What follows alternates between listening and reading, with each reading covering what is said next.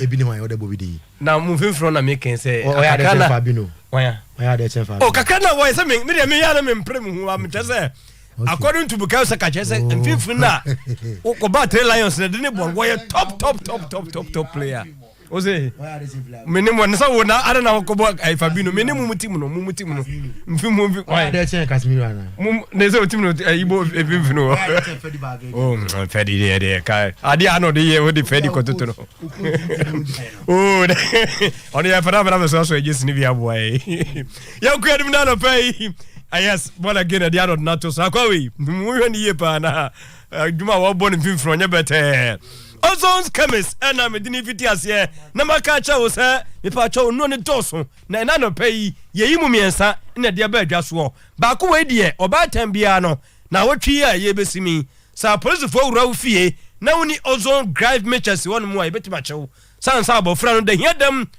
Ya Debbie Bonner, I have a friend betting my frame, and don't know here ozone's gripe mixture, Tiadini, Woka, also pe ozone's gripe mixture, as if we are in Pacho. Tia enkrano e free bese afi kono sana omuntumi nkasa no bi wa krano anane se ebe fifi bonsan hwan se woson hanga obeso ha ofi osa dasuom muntumi na wo ozone grab mixtures won mu a wo de se de yesi chose susu no o ma ne bia pe na fe ekọ umpedro we na apede ozons ne nsare no ne bi eno no eno ntibo modem menka nche o sa abofra no ye hia na abetu mirika akoto enne ya wu kweto kosi ho na abofra no bibinia na de amane kama na pressure no to atwa ye mpanimfo ne de ye kwa akoto KV vitamin C and zinc okwa ozo pe orange flavor no eno ye kama pa ye immune supporter e brekwana mo so no ye full supplement de tie ho no mefa tap and oral suspension e de medical kan ho asama chrawo si atunu din malaria game changer e bo modem etu atri de no ase anopai ozone suno miensa no maka ho nsam e de achrawo enka number ne 0302 245 334 ya twaso with today's sports na aboja fortnase my danger man your danger man are danger man but na se ba fa kwaba na na kwase bibia boko oh nyamia daroma green and I can say flourishing I say when you my floor serious do that pay bibia ekoyi ana nyamiti ase oh nyamia e why are you fast that man if you have the big man on your side yes so you know no with him yana bibia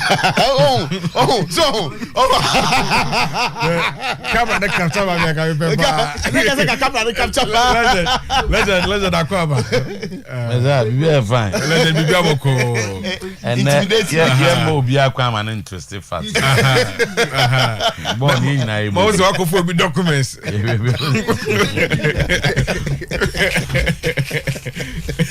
Zach say bibia boko be fine nice one yeah ba I say who accuse legend say me documents are made by me etuma so no wa fight we can as me where say why who arrangement na back time wait that is okay but remember sisi na ya to so danger man miza headlines thank you now and no nyabote kakra me because ensem wom or say stop the pro bono face the reality start paying your workers get experts to work for you the 2000-year star of football administration is a cake nana man kwa hit hard on Alaji Grusa we the headline we mean is a newspaper be anymore I say headline no yeah it's was sub headlines and I said nana man kwa yede nana man kwa na akasa no nana man kwa ne kan we switch Alaji Grusa o say say titibon na ye no a pro bono obi adwuma free of charge entu aka no emwa nana man kwa and I can't say like nana man kwa someone who aficionado of this program and I'm sure by now he might be listening enti wakasa papa was he confess entu aka ye oh but he's part of Kim. After saving the club from relegation, you know, the next phase of the club, you know, that is baby I say no. It's all no can be. So pro bono, for you free of charge, you aka e de channel there. Kim face abroso. Was it a cake? 2000 I didn't buy a man and an akasa I didn't talk Biasiana BBNC about akasa BBNC nana man ko eka sem sha like na to be a gum no okay I was sometimes suck when they are discussing some of those things. Sometimes they drop me from the bus. The first person who appeared before the committee and ran the first as catch committee no. Say first person. Omo chance no omo chance so omo kasa omo didi sa ankomo no a no maka tell say masa sorry fi an ko no yedi enkomo. O kan bus bi. Na ebi also what bus no kra na omo timi si no kwam. What bus my bus no. Omo ba na bi omo du ba bia no mo si no masa na fa omo edi omo enkomo especially so omo start so omo di sa enkomo na. No mo sira man ko e. Na afi omo to enti no. No mo ja no. So bi wo ha what bi. Ebi also want TB because what ntimi kan details. Enti eno ade meeting ase no ensem ko pa omo nwie eno mbesa ato aso details into the we don't have confidence in Davido Kru. He is the reason why we nearly went to relegation. We can't work with him. House players turn investigation into witch hunting.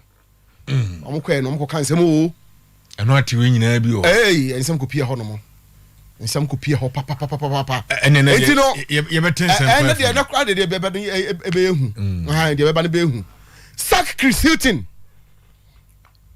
Michael say plays better football than him. Mohamed Pulu okay I say ball now o ball there so o hwe fence Michael say team the front saying bibia ne ghost on ball now the Kohe Blasters ball now to say there be ntimi ya maneta ho cha on here or the assembly to yen last one we mate meda say na nyina no ho e ba Kofi akwaba Bejo so bright say the bibia woko yetumi abai de Kofi no yetumi abai de say yetumi abai de yede yami ase na questions ne ba na Kofi no so fa no ya na ya homre say ni na we don't control it that much yeah for me the better ho I am Rekakra. Sa. Name ya ade. Yeah, na legend wa haidi. Na legend wa haidi. Me nyai. And so me danya ne ye no. Asat 9 am legend ne 10 ye.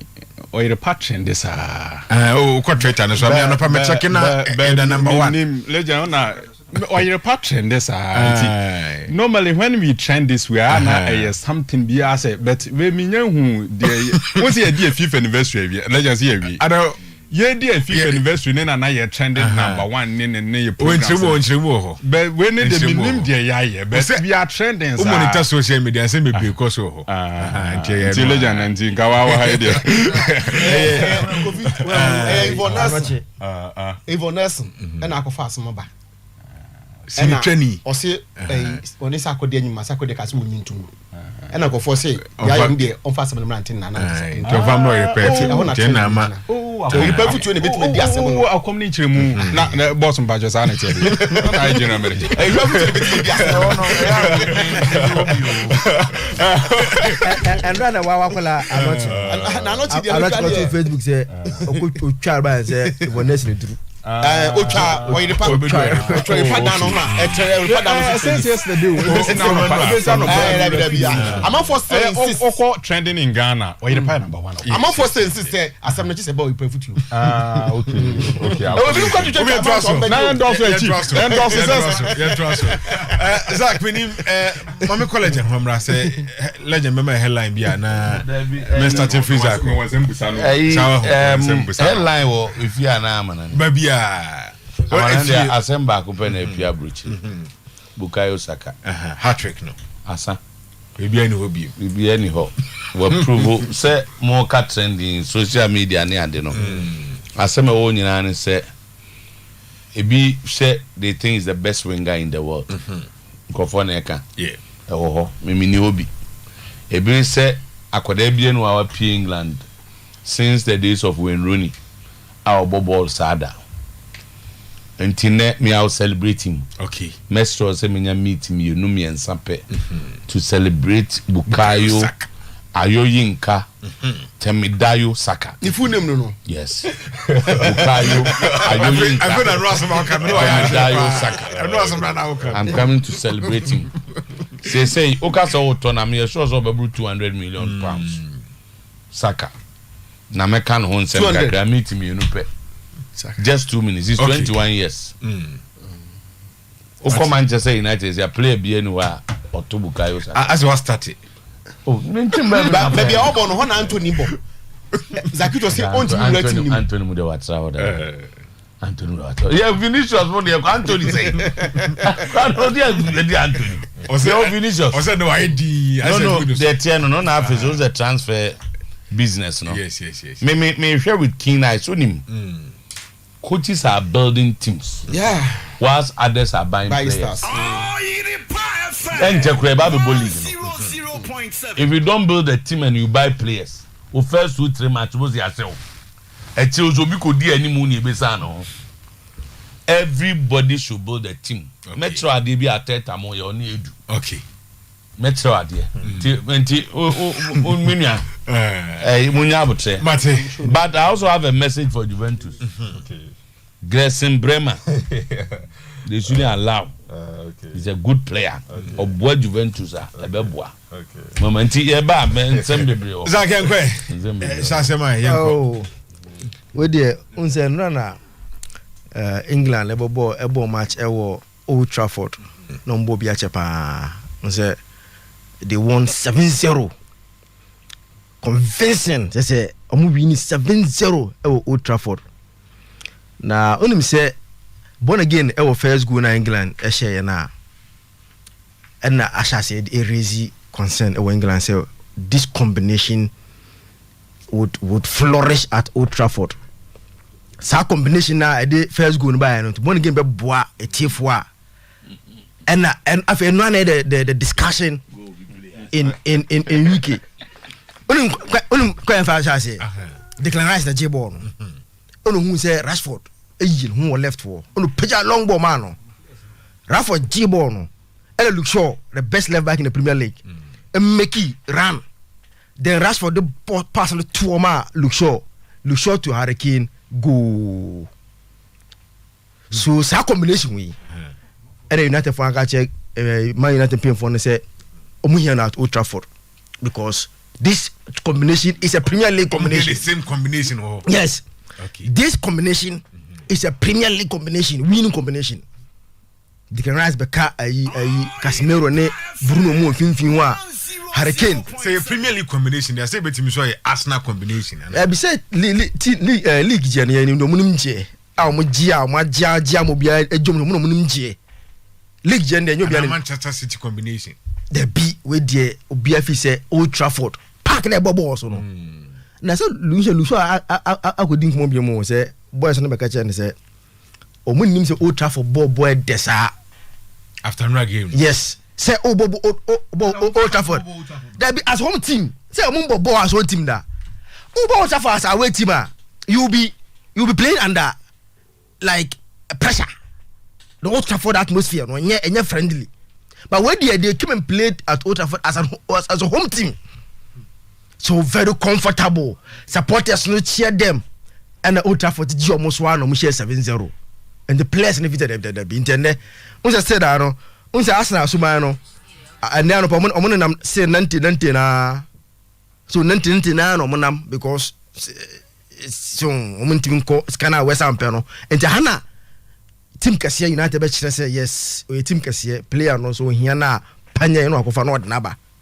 And now no pay unsa Arsenal esa so nam Julian Timber. Ayas for no was Ayas quoting 50 million pounds no. Arsenal at 30 million there and say negotiations. I be say no ho na asem no one. At the end of the day on about to a conclusion. Now Urefi player di kan ko Lisandro Martinez on. Player di kan ko on o ka team no. Team no na ya Arsenal.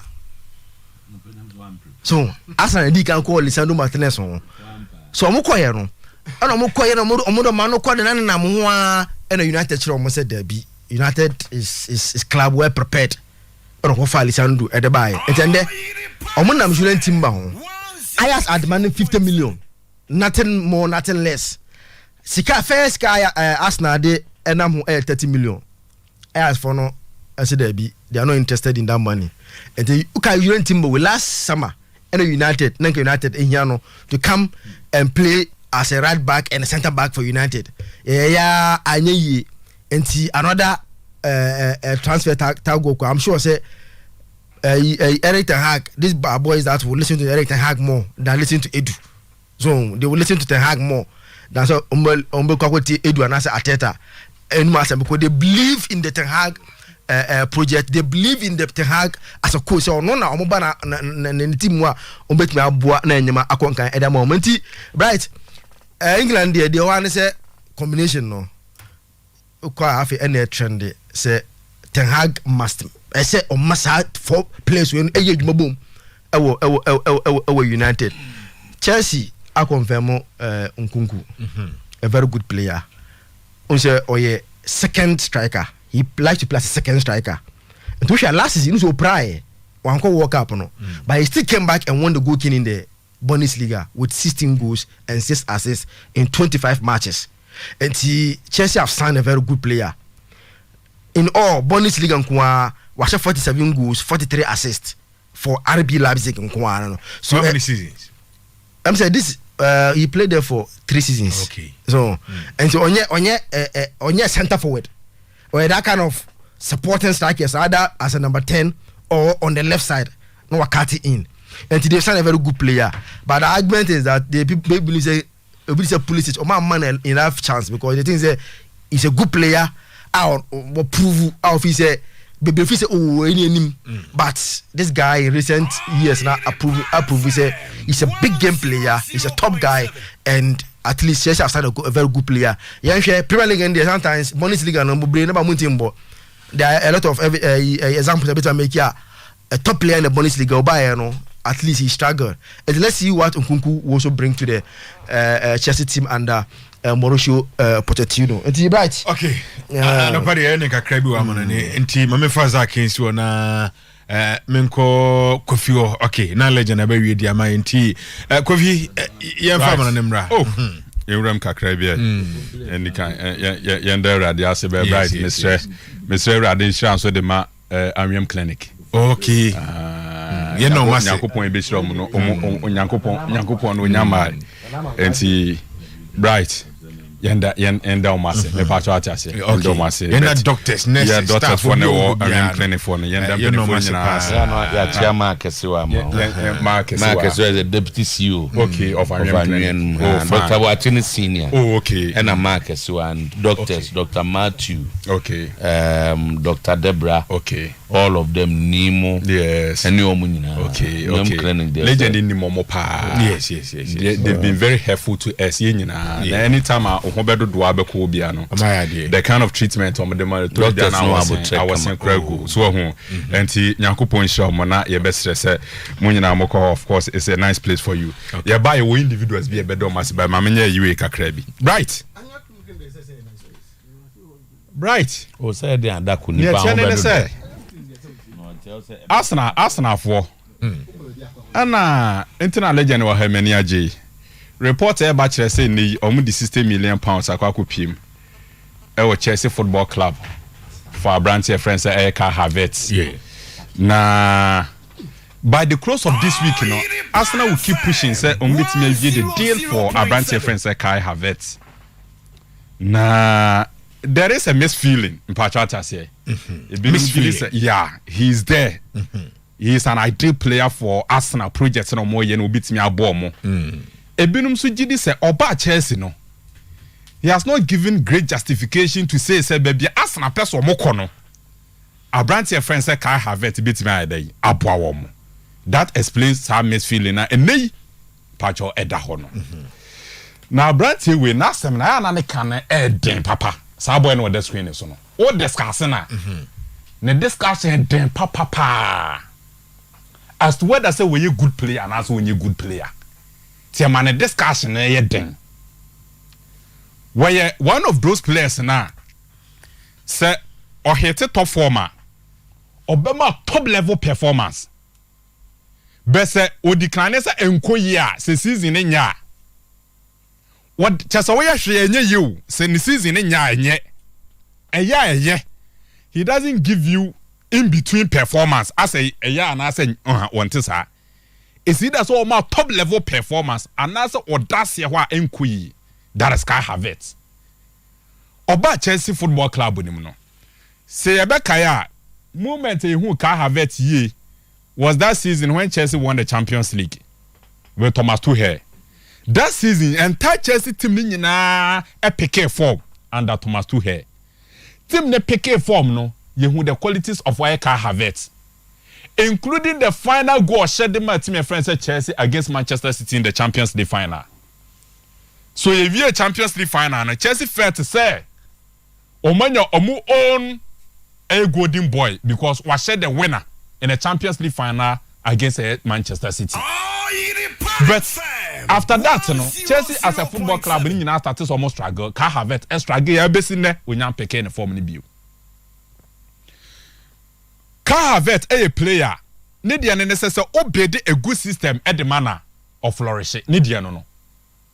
On yes, our players now say team in a struggler with team turn water into wine. Say as an individual player, even when the team is not playing well, menkwa as a player need the met me a magic be the team no. When you that type of a player, onye Lewandowski no onye Benzema, onye Suarez no onye Messi and Asa Ronaldo. When your players now are more thriving within a very good system. And today, say Arsenal for kwa kofa Kai Havertz.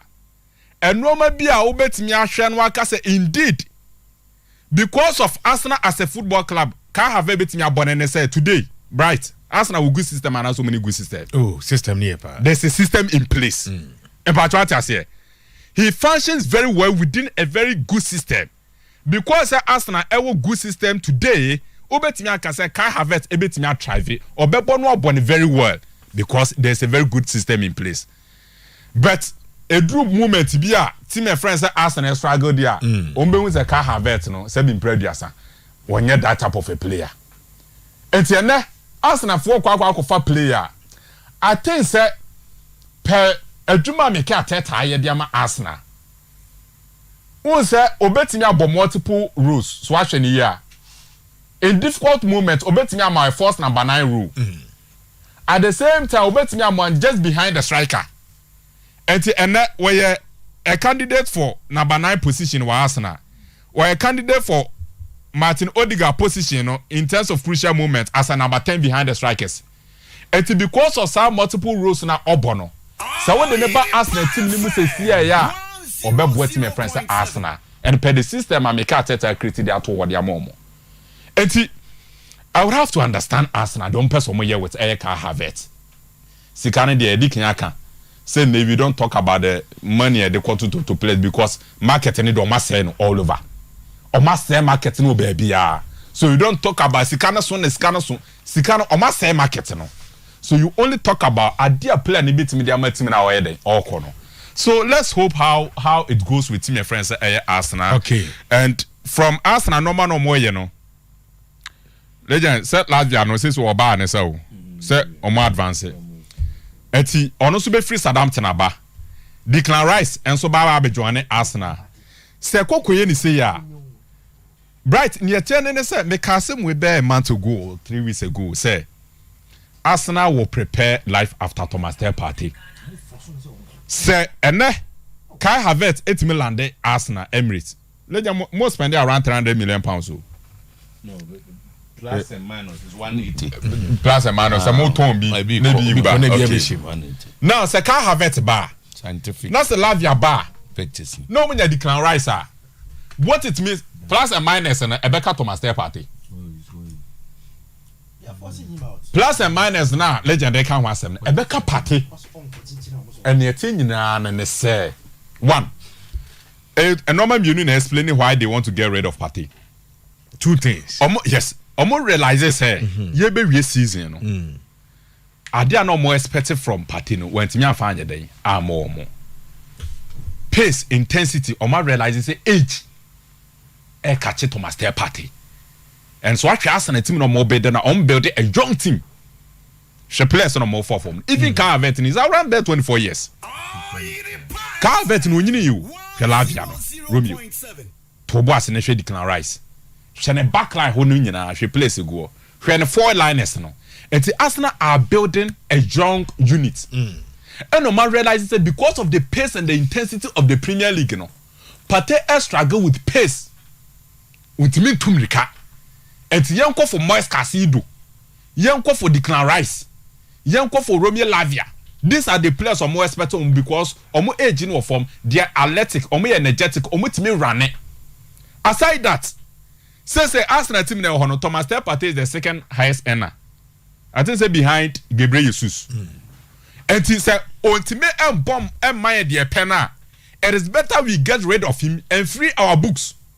Near creative space, a wage burner so to accommodate new players in Ebano. Because Declan Rice no more baneka have it no. Do you know the amount of money on Jeffrey Arsenal? And it's a patent to me body there. It is better see a bit free space no. Near cover players now bet me abo. Then at the same time, almost salaries no I was so let's free the space. And today they are trying to get Thomas Partey to the Saudi League. Saudi Arabia, a whole person more channel than no. Partey is over £200,000 a week. It's over £200,000 a week.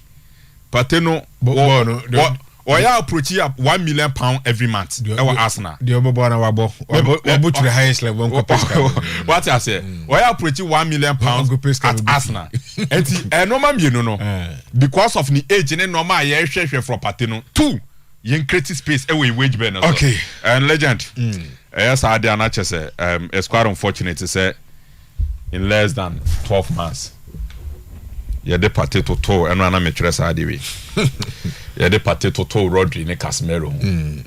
No, less than. No, but you admitted in your submission, say getting to the end of the season. Now, I think that in his prime, and I'm confessing our comparison. And the Hameka said, when Timian stay at that top level, one and check in the Premier League today, if Arsenal decides on Beon Fulu dinner and Bajata say, Tina Breviana Beka Rodri and Wasemohano. We say these are players are no more top level performance, consistency, no top level consistency. Better nay, Partey after Oba Arsenal this season wabo because this season we now more of injury free season. But this season you know Jay and so Arsenal for a planet life for that Thomas Partey. And I think say it goes beyond a normal yehu. Okay. On one kasane attitude and normal sometimes I hear about Thomas Partey no. He's our own and in managers around him when say England or no Bright Owusu omoni do achieve Kofi Evansi small light in that down be every corner almost Partey last time in normal be na they believe said they should move on without Thomas Partey into legend my legend in first quick yanko legend on microphone here on Kofi yanko the money is good Kofi you see sir argument to ano pana baba say yes is when go for more offload player and yet modimo. Okay, so when Madrid asked Casemiro to come to Manchester, was it because I'm modimo kofo? Once I analyze the situations and then see you want to say freeze wage bill no the back from Kakra. Yes. So somebody should go, somebody should enter. Now Partey will be entering the 30s. So we'll be more £45 million. You ask yourself whether the contract also are saying.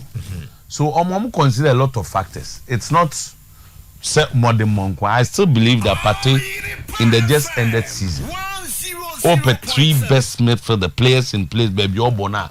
You will not get better players than him throughout the season. And he's a player who mean keeping on the bench throughout the season. So Arsenal you be before. Yeah. Me say na me can. I will say a team for America. Make a we say Arsenal. I see science and data. Oh, near my teta moye.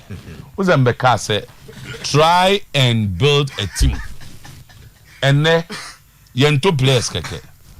And near man Pep Guardiola you know. Say maka. Only Pep Guardiola or classer. Or your exams do a wiano. Arsenal you city for no cre no. Ya three kon ni are the work no so. Ebinum deck can players. We are saying go for say Yakobo national team. No be player be say go. What's the combination in your team there? Because Yakobo no pack. Where the Arsenal but my mini can find respect in ma Bukayo, Ayuyonka, Temidayo, Saka.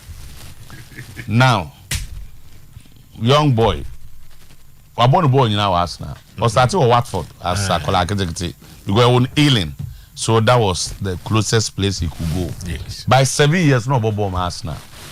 17 years, no run as a senior team. No Nyani debut. And he has been so consistent. Because he understands the team. He has been since 2020. Men yes, sure say any player at Arsenal has been that consistent more than him. He's won Arsenal's Player of the Year, everything. And who are they? Now making Kaba, you know, say a dear man what asset. Who's an on in your penny? Make it charge one day. Bukayo more 6-7 years, no so good training down. None the brother penny be all. On and no money dance so ball. Na Okosku, unim, Bukayo Okosku no govi. Utra A plus ni engwan. Wabing. Enti adi onim ye no wa hwe. Born again me kan ye Arsenal o mfa goal ni. England second goal na Bukayo say. Do the left control room e na the man no. Liverpool. Trend na the man no. Say born be massa pass na. You believe why they say e buy em fire agene mobola. There's no young man like him in England. Baby, or the left to control ball no ko keeper and they say no. Obi has 3 goals. Wasn't go for be a combine my player as one. And a dream combination. Combination is a calculation. Okay. And Bukayo the Ekase Kana Samaye by 59 minutes no a free goal match 3 goals. Meka Bukayo Sakabia Meka Harry. When Harry saw Bukayo, Harry danger man. Or who Bukayo ni no. And I keep saying that. So what I say, and on the young fan as and Tunchen a young man, the trend demand na. Meaning I don't know show na. Okay. There be no ya. I think the second one, long one or control ya, or they say a branch any year. Me say move with time into nearby. Yeah. The more ye na mo number 9 wana mo. Make sure the car have it be. Okay. Me ba ho see me yen me see from near Befi. Okay.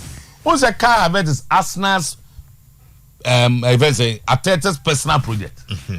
Kai, he had to convince everybody to go for Kai Havertz because Arsenal hierarchy in 20 their target is not Kai Havertz. Arteta Nadia. Chelsea general for 70 million. Arsenal first bid is 60 million. It means that a deal will be done. Yeah. A deal will be done. Now, Kai Havertz about 5 different positions. 5 positions. You don't get Arsenal as they say no. Opposition about I'm sure saying be affected party no. Yes. Last season, idea away Arsenal before the end of the season was that we were predictable. Teams from nearby they steadied us. That's the Premier League. And team say Manchester coach Omutuno. But in the Premier League, how you play this season? We don't want some second season. And Arsenal bring of when you so. With the purchases. Now Declan Rice, Kofi me and you. Declan Rice is 98% done. Yes. Toko pass the ball. SNS also the name. You are late. Yeah. The late Mr. Sumesi. Omomoka Declan. It's done. Okay. It's like now Chelsea and Caicedo. Almost done. Yeah. Chelsea is team Fufro. Yeah. Almost Caicedo and McAllister. Yeah. Chelsea are building a very strong team. If you don't watch them. No, Chelsea and Enzo Fernandez. Mo amotete hono a. Mo de mani atoto Harry Kane. Yeah. Anyone wants ya hwe ya. The third position is in trouble again. Yeah. Ovi. Okay. Third would already at Chelsea here. Yeah. Caicedo, Enzo, Nkuku. Yeah. When Intino. One do team here na asem to a. And there's a Pochettino who knows the but Premier League. Please, also Okobusa Harry Kane. And they said Harry Kane is not for sale to any English club. Yes. And I believe Levy. Yeah. On Famobia. Okay. So people should look for other positions. Now, Asama, I did ask now with Party and say, Arsenal want to be quick on the ball, and Party doesn't guarantee you that. Che pass and it affected us, and we realized that there's an age problem in the midfield. So Zaka leave. Yedasi or Juma, captain Party Yedasi. Go to Saudi Arabia. Continue to take your money. Nini na basi when all the deals are done. Until that better Arsenal announcing Declan Rice next a party call. Because we need that 45 million to show up. 180 million any crowd as it here.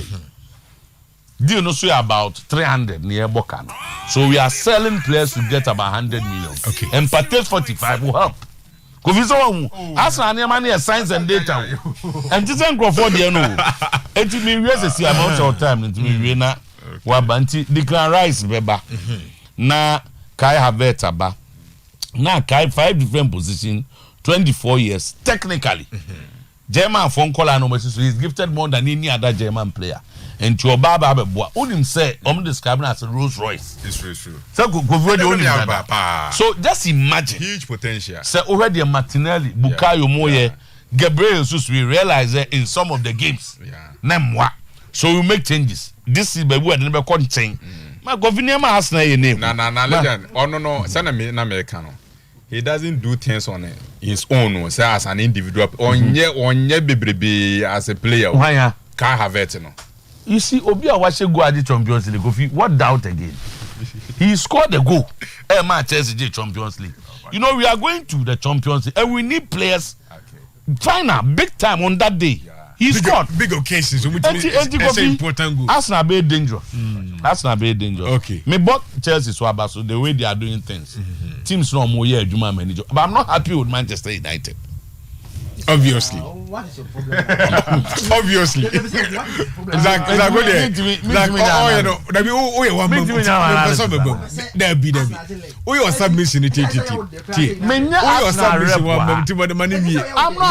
talking about all the teams. I like the way Chelsea are doing things. But Manchester, whilst teams almost building teams, they want to buy players. Let me come just say, we go to Harry Kane. No, I will be my bono manaya. San Omu you, Niempe Bakumeka Center. No, build teams so that you are not predictable. So I'm worried. Okay. Say, I can say, say, shaking a bebo, say one a bebo, Yenimumpo. And Julia, Meza, Pamumia, me the best you. But I like Chelsea. I like what they are doing. Let's say, NT, Blessing Bremer. Manchester and Yambre. But Juventus. And yes, I won't call Champions League until you sell your players like that. You are a big club. You are not a selling club. Insist. Okay. So you keep your players. All right. All and defender are the same. Timber. Timber baba. Timber will join us. Because of the time. Yeah, Benya Brennan ya discuss why Juve. The only club in Italy. Sankoyan Fonsumpa within him. Juve the only club in Italy. Sankoyan Fonsumpa. I was saying Italy for a pardon. Okay. Juve the only club in Italy. Sankoyan Fonsumpa. Kofi Amreba now why is I in my tea? Kofi Amreba no see you wa man na Owen Samuel and Dr. Ogumusa how legend allegation be Dr. Ogumusa how and no ma bia mawura has mo akwa legend Mate Dr. Ogumusa how na se ma nti ebenya mre bebre ma has nsemo ho nti Kofi be say adwuma no say no go vie zanete ho say no mo koye investigation na no what check what for ni be say as a Harry mad na you know bibi sa ho de danger man beto so ni hu no eh wa na you and Kofi o beto so na man kwa so say Harry akansim dia fa no so akansim dia fa no wa so ono aka say o team program nani anje kra no so nani anje kra nti say we need to ba for asono ba na man kwa de o true ni the Harry can difference ni mo nje obaza ana no le true ona jo so na say batenya alaji ba for abobodi a ono wan bodi ana ase afi no Harry o interpretation samaga what some na be kan na wa ye ni Also, good morning, guys. I must confess, I love the Cold War between Zakito and Legend. You guys always make my day. Now, but your message ni free bano. I see if any even nest no tema. I know name you know. Then yanko. Bright. Me patrol. Now no yenya information say efi no say both King Faisal and Tamale City enko na omfa explanation of Article 28 Emre Womo Committee no. Committee na yati womo say omo dwuma ne say GFA Emra no. Yes. Omo mfa ni asem no mo interpretate Emra no mfa ni asem no. The same committee as the clubs now omo ni legal adie bia no, even though yes it's supposed to be say clubs must have legal team and bia lawyers to help them needs no. But to the best of my understanding, lawyers argues on articles and regulations and laws. Real interpretations are done by, if you like, judges. And I say the committee rather decide to ask clubs, so interpretations emra of this particular article, no. But I understand they say Kimfaisa do omo diako. And Kimfaisa argument very simple. Say what were they talking about? Kimfaisa were talking about unqualified player.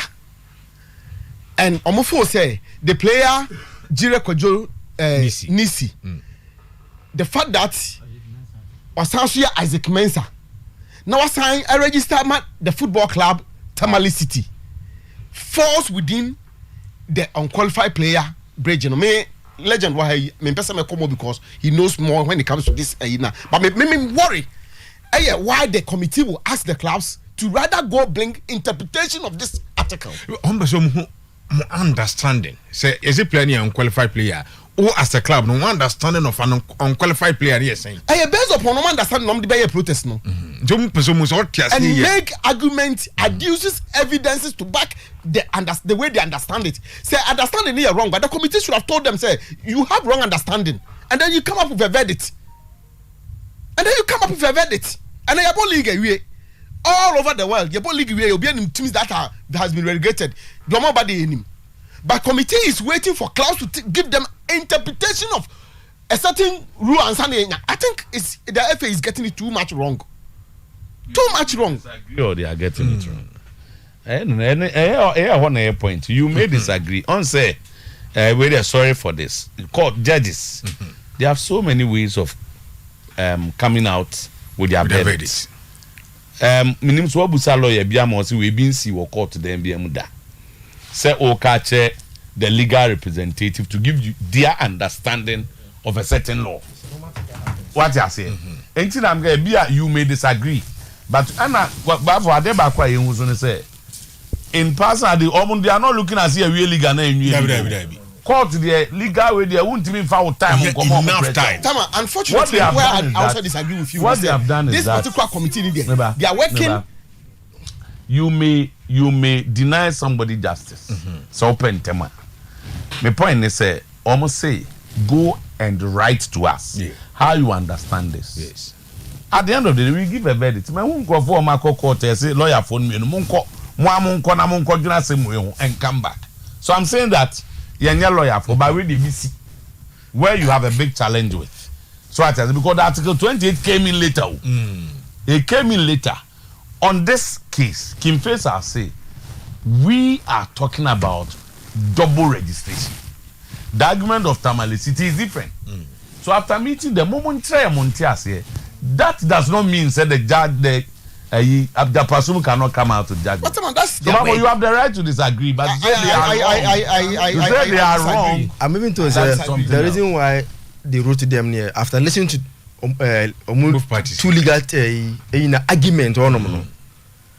And they should put it in writing first their understanding of what they was the argument based on this article, because I don't want to say the ruling will be based on Article 28, especially 2 ABC 2A 2B 2C. Read the one my who said it. 2A talks about an unqualified player shall not take part in any match of which he is unqualified to play. B, without prejudice to the generality of the foregoing provision of this article, the GFA shall in all cases locate and punish the guilty party or parties. In the event of the player being the sole guilty party, the results of the match which he played shall stand. A player guilty of double multiple registration shall be suspended from participating in matches and competitions organized by the GFA for a period of at least 1 year. It's a verdict, no. Hana, or would be the verdict, no. Utie Kinfaisa protest on my appeal. I just say the already a folly within the Kinfaisa epe. No, so your kind. Basically, yes. The 20 is talking about whether Tamale City was complexity. Okay, say player no. Yeah. On a system before a dad at Tamale City there on Kaho. But if indeed Tamale City was part of this thing, then it means it goes against them. Tamale City almost innocent. They registered Isaac Mensah on one of the number boss. Nigeria is another player. Kinvesa say no. Nipa ba akun e friend Isaac Mensah no an e friend say player na na that Tamale City ma omo ya. In that case the player will be punished. Okay. But Tamale City ni muhubia. Then another angle. That's my understanding of what you read. yeah, that is that is it. Somebody you can't punish them. You know Bible ntia ye tie say say clubs no emfa yimra no. I think one of them na very cardinal and he said Tamale City produce the 2 players before the committee. Yes. No, they didn't ask them to produce. They only they read to all of them said they should come. They invited Tamale City, invited Isaac Mensah, and we went to Jirenti. Oman Kasa City produce. That was not what happened. So now, but for a very simple, your interpretation, no, and a better say, "Omo kan that but say if they were not part of it." Me no one you better omo very from the bebano, but me I disagree with them. Reports on Nana Mankwa. I wish somebody would pull out the right up no. Me person me meko kan am ankofa kasama ma twist in the west. Because me ko kan no. He seems not to agree with me because legend ne Zakito nyina e kan. But nisi mo kan no. I stand by everything that I have said. Because that is my understanding of your kind. And in fact, he ought not to. Who employs in Kinfaisa? Our Facebook and other social media platforms. Or say, after all this struggling,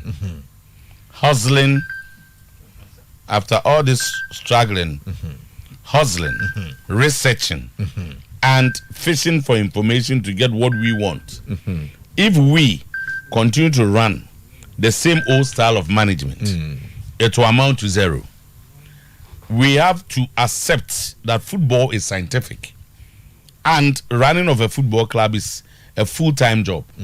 My football club in Ghana, any football club in Ghana, that thing football is run on pro bono basis is 2,000 years behind reality. This is what he wrote. The use of we. Now it is left Nana Mankwa so how much say we need him for. We need Kinfaisa. The we can be football. Very good. The we can be on football. It can be football people. It can be football people. Is that the only club that struggles? Tamale City struggle. So Tamale City man fishing for information to get what they want. No, I'm saying that. No, your baby on no yejmo. You are talking generally about. He's not talking about any other team but Kinfaisa. They said he's not talking about any other team. Say Harry's interpretation. Onka say or no one understanding. Yes. But Maninka say this is what he meant. Because you have once this thing becomes public, you match him the way you understand. But Menka said that is what he meant. You have the right to interpret it the way you understand. But I think that's his issue. Maybe a bit many Harry Sawyer and say now can find sana a fish for information. Oh, they quite a bit fishing for information. Harry has the right as an analyst interpret it anyway. To interpret, but or say, men can say or say, or no say, okay. But said or can no, won't say woman dear. So we are with you, man. Over much say, but unknown can say. So you can analyze it the way you imagine. No, no. Say men can say na. No, what I try. They say I'm not trying. But I'm working best I do. He never. But you think it's. But the first point of call, can find some. Say different from what So you do the way you about and that's all say. Now I'm say he was talking about any other team or any other person. Me. Okay, Okay. You are entitled to that. You are entitled to that. But see, and Kaso Kim Visa. What much him? Say a public document. Tama, every pass make us on Kim Visa. No, but that will not be fair to him. You can analyze and interpret it the way you understand. Oti a wo ka asemi, obi so ti ba bia. On so match him say Harry Patrick say. But on kasa wo ka say. Eh so dey. Dey ko anim na. Whether is basic. Yenro has. Enti so dey me ka so mo say. Tama, wo dey say Miza. Ada aronim Nana man go nim Kim Visa to. What do you joking? Ensem na all kan. Ma fa no say me fa dey gina Kim Visa. Exactly. But what I say, fa no ensem na Nana man fa kan say. And me hu ni say, o pa che say Kim Visa. So for Kim Visa dey be sha atade ni mu a. Kim Visa na o ho no. Pro bono ensem na chadodo. Football administration Kim Visa ayen omo nyai. Bafo, ene Kim Visa nkwa na pro bono. Time oh, but so there's why a football club. A lot of them do same. A lot of them do same. And then you can face Anqua. But for here na emrenda no. Enti me meeting no course investigation meeting no e course nra.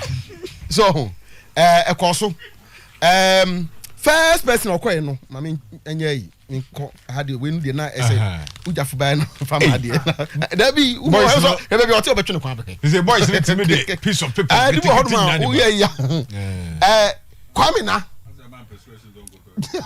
mi da so beto kwame na di kan ko ye kwame na ne hwan we mazua for the team has of folk kwame na ko ye na o kasa ye kwame na kasa papa ke kansem aka for me e ma ni ko mu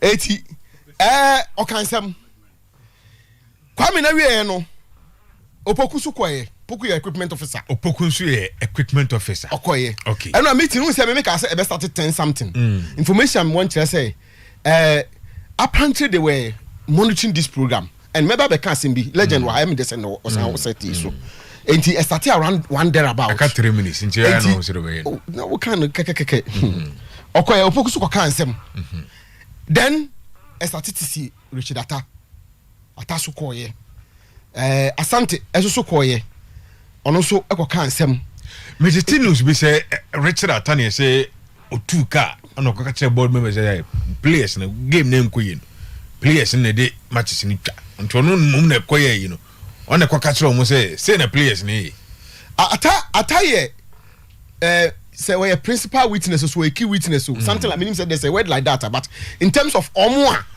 boys na confirm omo investigation ni pa no ataka ho okay who say there has been a media speculation say number 1 okay say on that match be because of such in normal no but now no year match ya eventually ayikoda you can say no sin inside ya but ebinim believe say really no inside na ya but now when you hint be of such a thing to happen to no onko just any muguase no enti attack seems to be a principal witness to the whole thing on the other day enti tama omo pick those people new here no na obviously no atani first person as in terms of the playing body no as work but omo ntimi anwe information ni say na so omo be sa to aso omo sa tana so ne and omo be sa tana so and on besa atena so and be na officials no and be na for no call 2 lawyers no so ekoye and of course we so mo judge the former judge on the board enti ono so ekoye omo tena so but it was chaired by Dr. Nyawoto Makru na make us judge na be che by me information just say Dr. Nyawoto Makru na echeye enti bibia akoya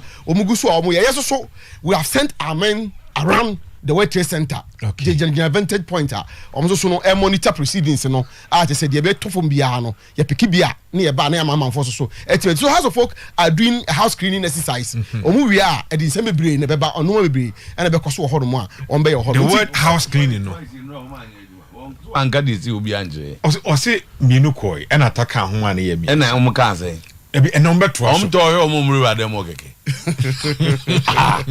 na ta ju e do bi a betima yibi because the boys no the omo country say this is what happened ana ebi boys never so much na bibia ya you know say onya vivid report after bibia no omo dia ba enti the question no mate boys ni be ya adwuma oh yegusu e bebere na de mo kwa fa de esi odan mu ho no omo de beba onim de nti a ebi ho ma drop bi ko be say e bi beto bi so For instance, we know say ebi mu ka say omo kra de omo match omo nti sa asem no kra da obi okra also we dey what say nkofo na kan on dem no so all those things so ka say we dey ba be here eyi I want to get more. Okay. And let the no better to so no because I know as a matter of fact say some of these players the king has privately met some of them.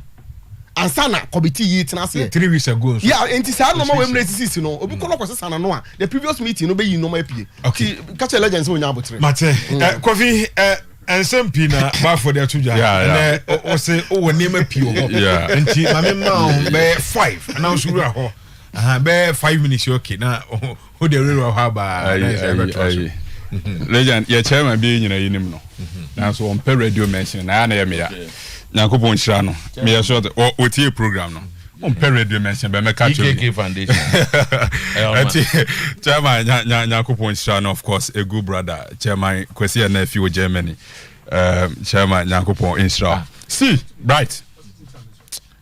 Across folk na ye nyina said ye nyina yinim no. Say house of folk.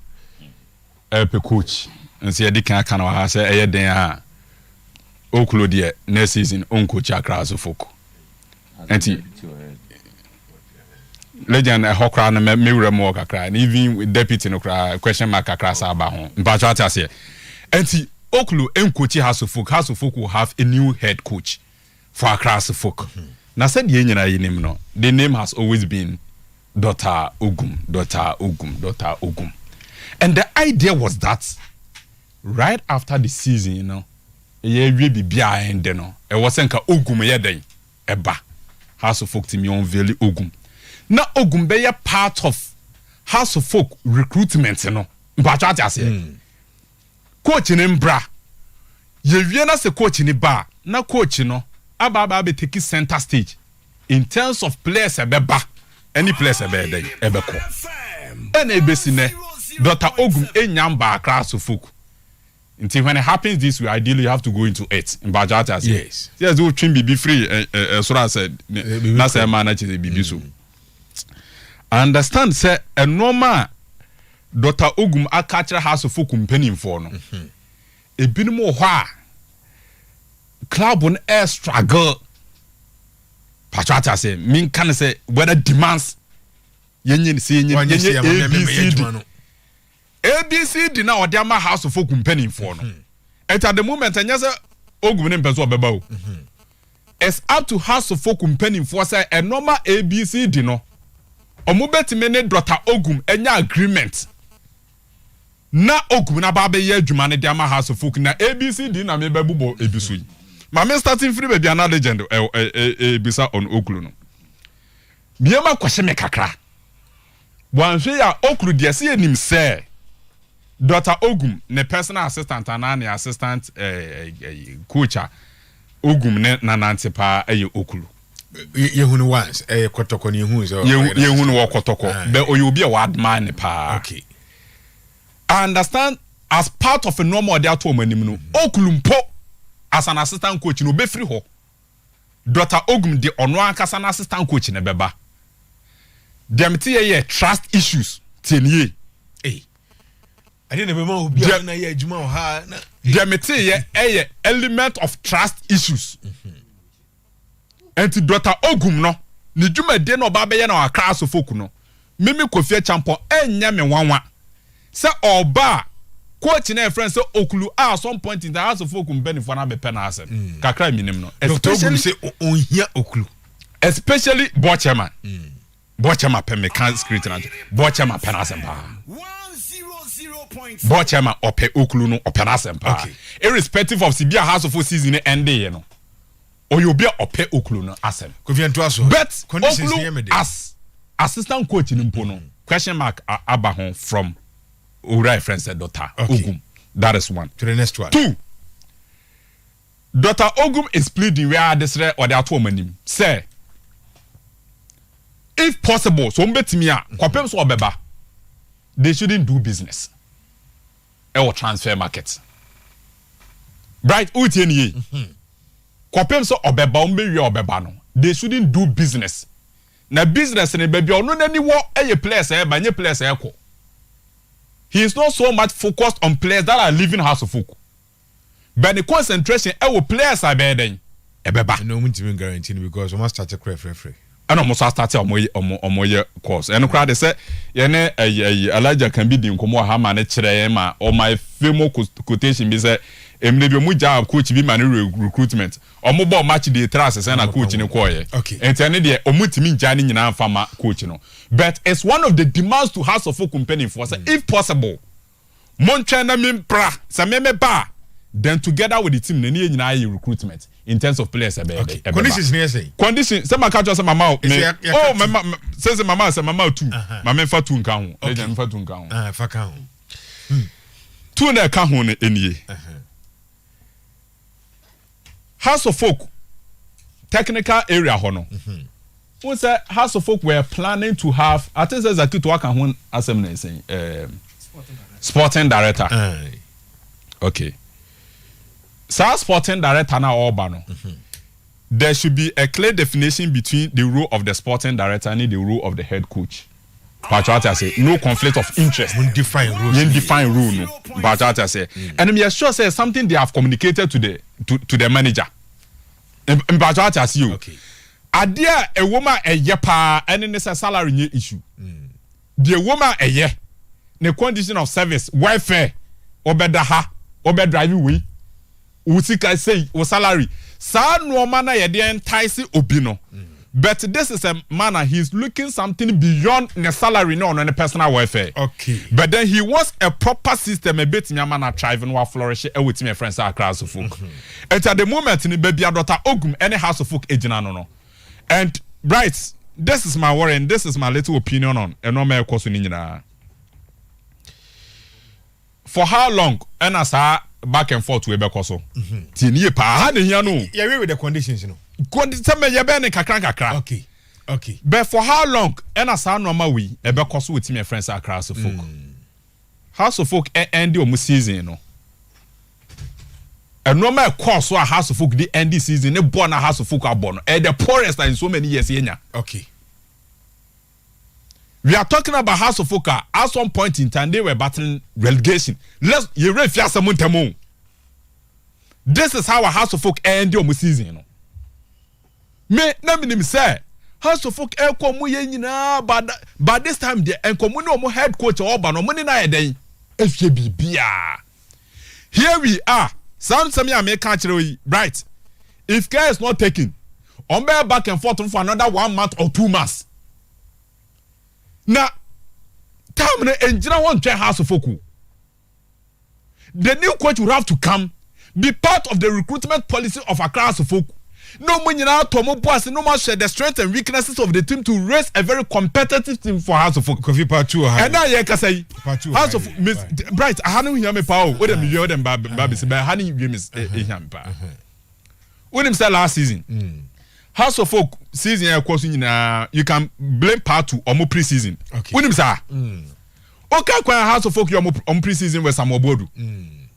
If you are not careful, it's the same thing a House of Folk is about be remuno. Coffee highway about trust why?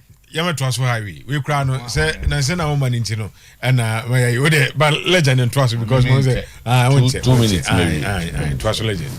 Say there will be a benyabi. They can hear. Kobi, what was your 4th point? Also Okulu. Mama recruitment, sporting director. Money is not no that shouldn't be.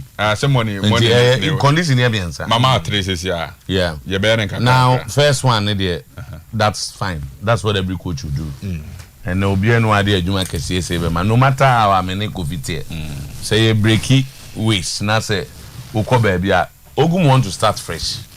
Enti how dey enya me nwa. E bi kura na communication breaking between them since or joining her. But I know say omodim come so. But no, on the job there. He wants to be me where I have always disagreed and I mean Unia Santifuku, I think we've had discussion and nobody will give you a football team and give you total control of recruitment.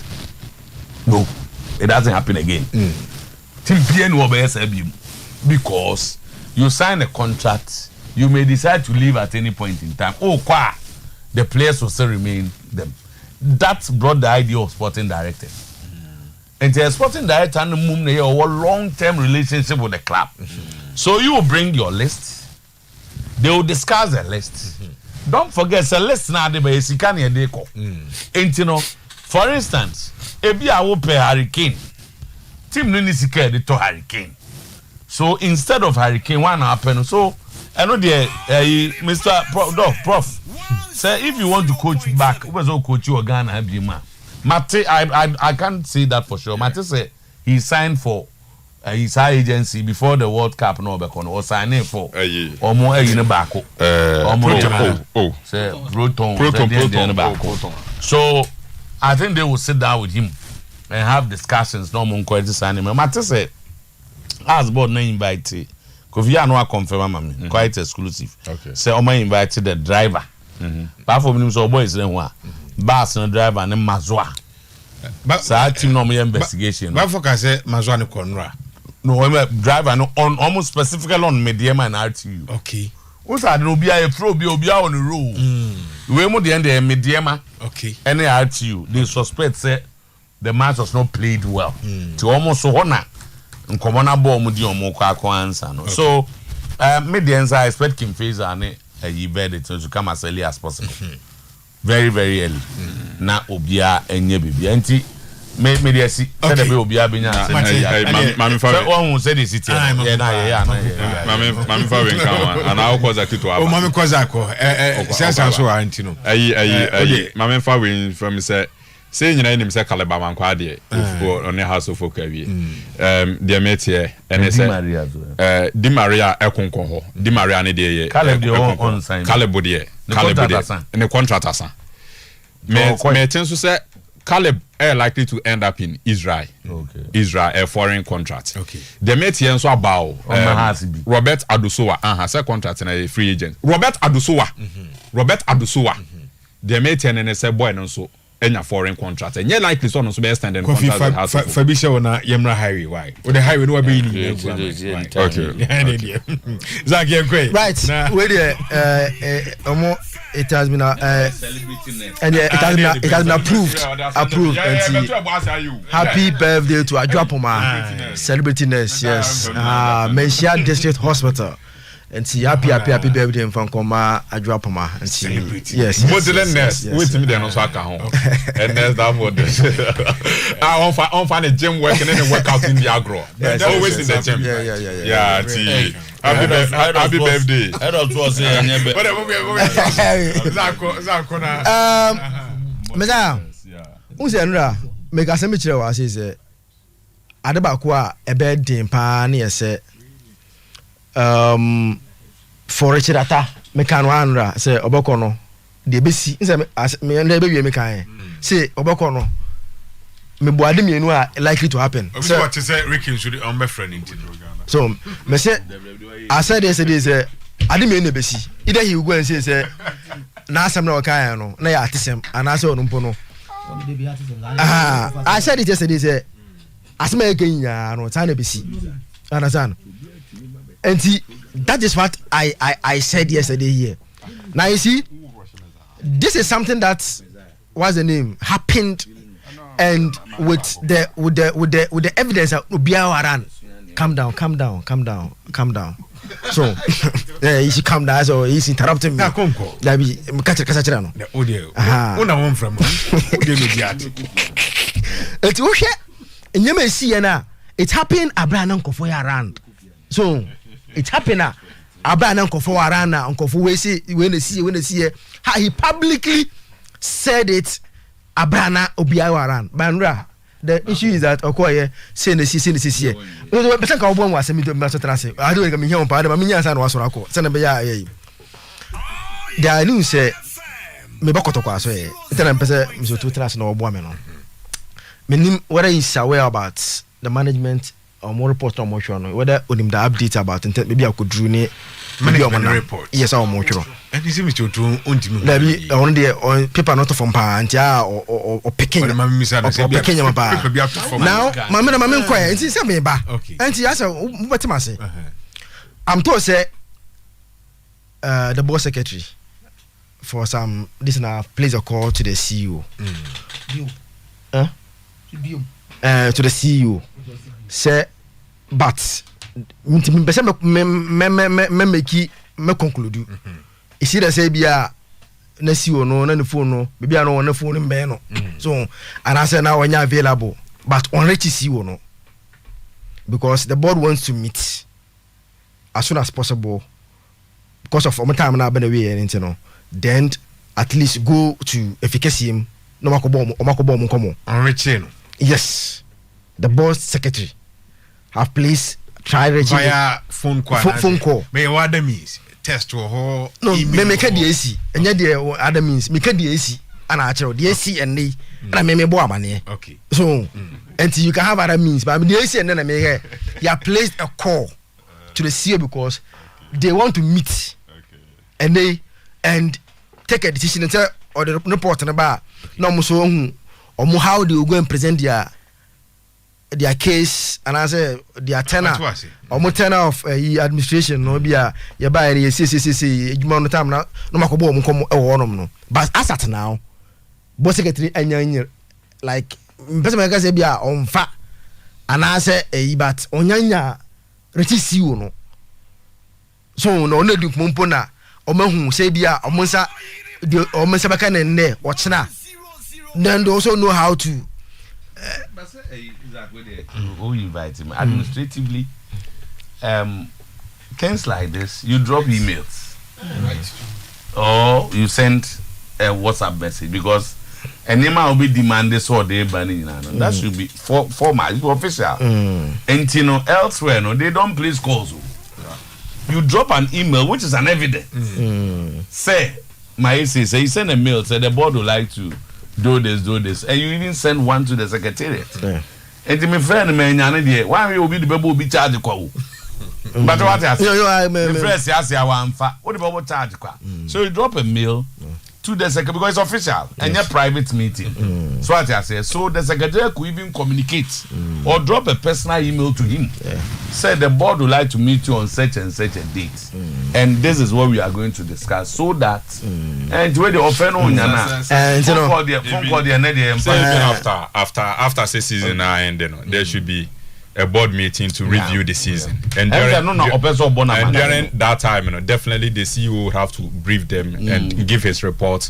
especially about how season until board meeting to review the season and they do a if you absent no but the point is that he has to prepare and come because virtually handover until somebody direction from Mensia to continue.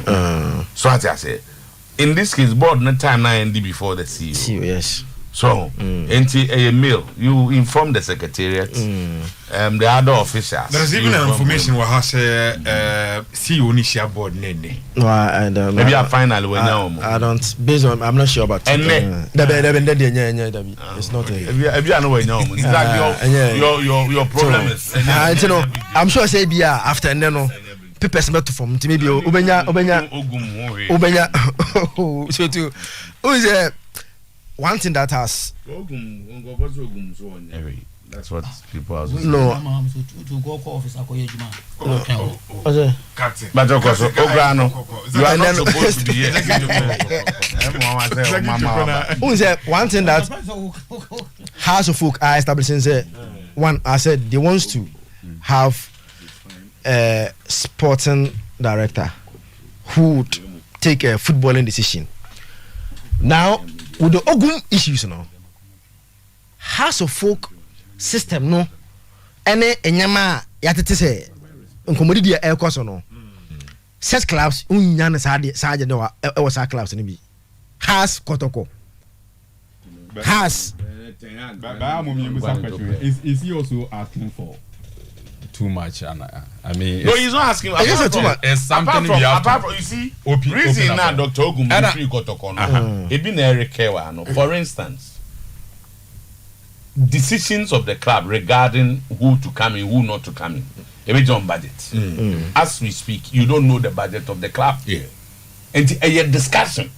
If you are now players now will cost the club 20 million Ghana cedis. If you are team also see come near recruitment. 10 million. A player recruitment in a honor. The honor it has gone past coaches. Okay, see a better players are. Ono na embra marketing no ho. Na yen nyina yes, all of us should do it. Please, that is the message you. Bright, that's the message you. Say you better players at the moment when him house of what he when him players go nyina. And to say you better players about when him the strength of the players in one. Ma member then we collectively yen nyina ya ko market ni about players. Compare the ideas yen tongu ho. Na ombra. So it's timing. First of all, sign the contract as early as possible. Yes. And then go. What trade here, they cannot wait for you. Yes. So you go in and have some of these conditions. But so what train has in you mempe okuru. You was some later one finally no ma F no yes romo and the teams are budgets.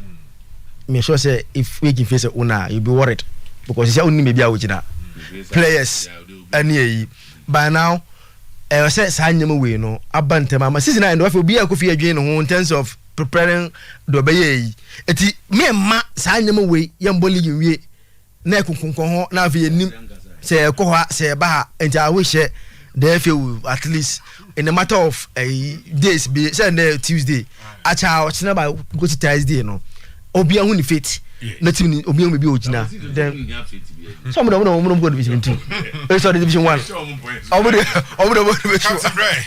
na emena kan ina yo dia o be 7 minutes captain o me ba jabi o ja kan yo aha de na ye ya bi edu na ye o dem me da say right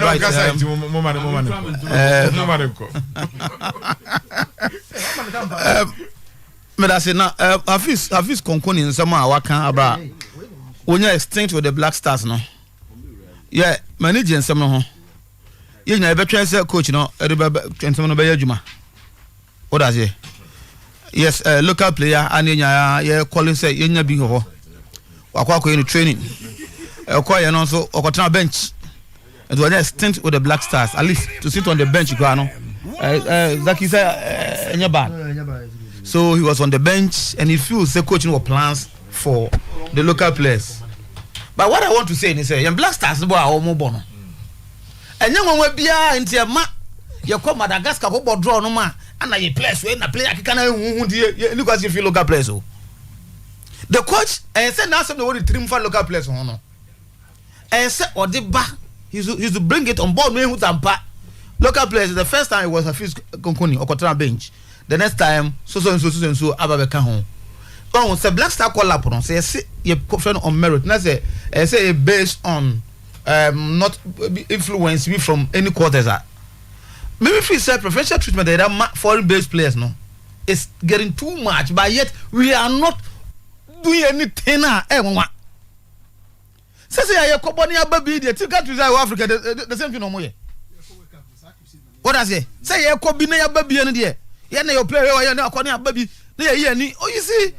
Yeah, that's why master man they make can say at least having a thing that's having a quota be for local players no a boosting in local league no right and my your local league players no who say no say if I stay here at least say for a year or two na say modern ball was ra miss me ko Black Stars be and you say because Azerbaijan answer and then say because Tanzania answer.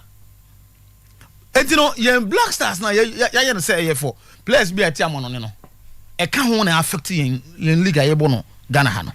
Sempani fo no hu ya da bia me hama ho. E tin na ya coach no plans or wa Hafiz on na kasa ye ni mu. Waka no. He should bring it on bear. He should bring it to bear. Ni hu so oh okay ampa. Subsequent matches no. Say na players no bit my. But you go share Madagascar money do ma ko ya ko fa ho you din ya ko go do Madagascar ya dia ha bodo ni aba ya ko Cup of Nations ni e free group stage ni e free round of 16 na e free quarter finals enyi se na ko it is a look at me bobia ye ntumi nyane sa e bi omu pokra no bi omu hungry for success no e betumi afa see. So Hafiz yes coach no medical can say mani agye no ho ekwan ofa so even stay in Ghana here na all cost centers my only advice is say onko to the remotest you know na onko hwe bi ni hu because o nyina ye boga na football no or league ni bi ho a coach no kwahwe but kakra ma hu no me impress unlike Brebia the Black Star Management Committee be catch and say coach no be spending 95% of the time in Europe me wa coach Ghana national team you see 95% of the time be spending in Europe or coach national team where there ma hu say oh you know at least 50-50 crowd I think it's okay at the honor me hwa me feel service konkono onye ku first ane Tamale City there no the appeals committee na here no say na my cats and be ba kanda dada say e be ma ye be wie case no whoever wins officer or win ade no krogin because em na ya adwuma whoever loses or no so kwotran chen a emfa menase pobia amma say yesisi me where the amma be the opportunity first mako akọ personal hearing mako kama say mawie iwie ya say the definition of this found interpretation bra interpretation bra iwie that's how it is and Bright is a good thing now Bright officially and officially na me dey to or party for ni ahefo me adofo nyina nim say me dey aye bay dey di anim ye on 24th of June me papa open from Paul Manso na yiyo no as na kwanja na ebaso e wa Asante Achim Dwaso no every month no once except on special EB na wanya the day no on 24th no on special dispensation papa I don't want to be na yewu Dwaso okay on 24th no to be oba Dwaso bia no e ba oba Dwaso se oba be jame me papa opening from Paul Manson na ye e ba so Dwaso ti na de se me tatu dwa de bia se fin na ko ina se bia wani ntwa me so anya se bia na se no you want to do it all right and put for okay amame mate yada say captain siasia and Watson and Kano ote legend and Kanzaki to Kofiriki and afi bafo ote omonka e wo so no so me the Bright Owusu Messiah na Samuel came in some born again as you say bibiama ye de eba anopai Barbara Bindi we free ben download download ho na we free Barbara Bindi e wo bomso ene e Barbara birthday ben download and I say young happy birthday and you're sorry na you're the Kasebo at so 3:30 yebasan swaba na highway sports aba onchera se unya bre eti acham Oyerepa FM unye, yade Kasebo we amamuni we asinyi nebramo.